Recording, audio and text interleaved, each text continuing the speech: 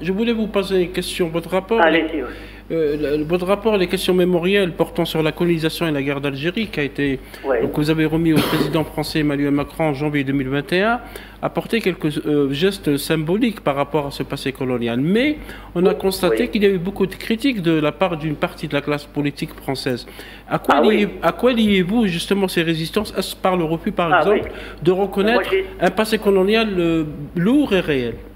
Vous savez, j'ai été très vivement attaqué par exemple, Louis Alliot à Perpignan, qui a fait, dans sa mairie de Perpignan, une exposition contre mon rapport.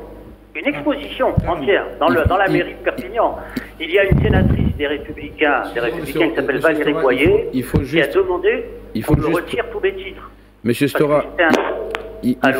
oui, on Monsieur vous Stora, entend.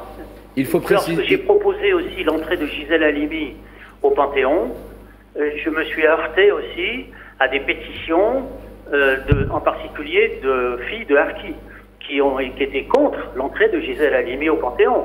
Et donc ça a été très très difficile, hein. Plus évidemment un nombre incalculable d'articles de ce qu'on pourrait appeler entre guillemets la fachosphère, qui voulaient absolument ne rien entendre de toutes les préconisations que je pouvais faire valoir. Hein. Ça allait bien sûr de Ali Boumengel à l'armée Ben Midi, le 17 octobre, les essais nucléaires, etc.